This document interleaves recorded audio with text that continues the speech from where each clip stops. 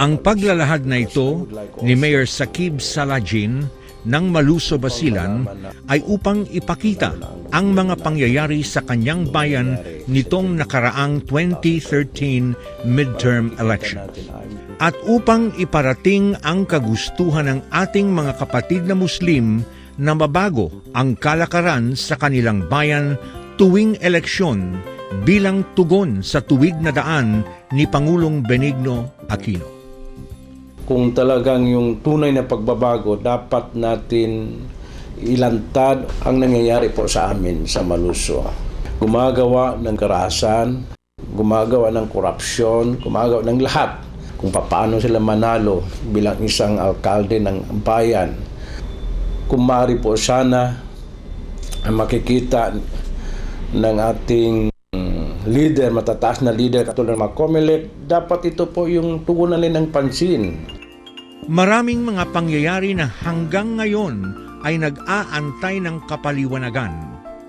Tulad na lamang ng di pag-ayon sa mga botante na sila mismo ang maglagay ng kanilang balota sa PICOS machine. Nariyang mga teachers at supporters ng kalabang mayor lamang ang bumoboto para sa mga tao. Nariyang pumapasok mismo sa loob ng kwarto ng botohan ang mga sundalo. Nariyan ang COMELEC officer ng Maluso, Basilan, mistulang utusan lamang ng kandidatong nanalo kung saan ang kandidato mismo ang nagdidikta kung saang lugar niya nais maproklama. Panahon ng eleksyon, kontrolado ng COMELEC, kontrolado ng guro, kontrolado ng pulis. Nakikita mo talaga yung mga pulis pumapasok sa presinto. Tapos naman yung BI, pag hindi yung sa kabila, kinokontrol nila at doon sila nagmamanipulate po. Pagkatapos noon, nakikita mo rin sa araw ng botohan, pinaboboto yung tao, wala namang tanmark, tinatambak nila yung official ballot doon sa loob ng kalton. Ang power po during election ay sa COMELEC po.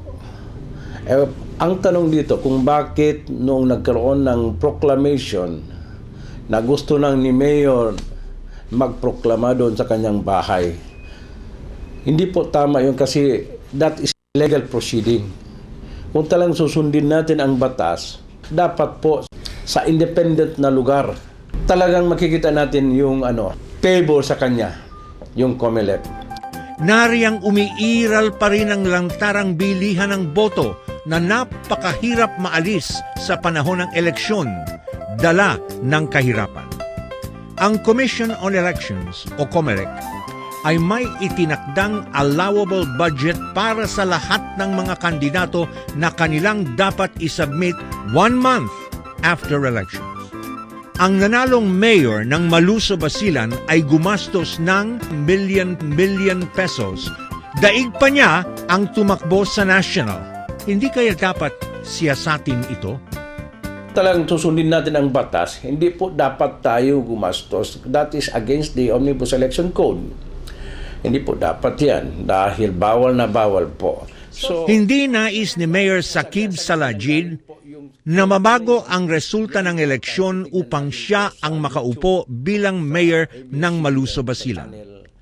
Ang sa kanya lamang ay makita ng lahat kung anong pandaraya at pagtapak sa karapatan ng mga taga-Maluso na pumili ng mamumuno sa kanilang bayan. 9 na taon ding pong nanilbihan si Mayor Saqib Salajin sa Maluso, Basilan mula 2001 hanggang 2010. Nais niya sanang muling manilbihan sa kanyang bayan sa pag-uudyok na rin ng mga mamamayan ng Maluso. Kaya nakalulungkot na siya ay natalo dahil lamang sa mga anomalya na ito. Ang kanyang dalangin sana mabigyan pansin ng national government at ng COMELEC ang mga bagay na ito at mabago para sa darating na 2016 presidential elections. This is our opportunity, this is the time because Mujib Batama selected as armed governor of the Autonomous Region for Muslim Mindanao. Siguro simulahan nito ng so nakikita man namin ang pagbabago nito kay Mujib at Taman bilang isang mamamayan ng Pilipinas Sana po mabago itong eleksyon. Hindi po maulit itong PCOS machine, yung mga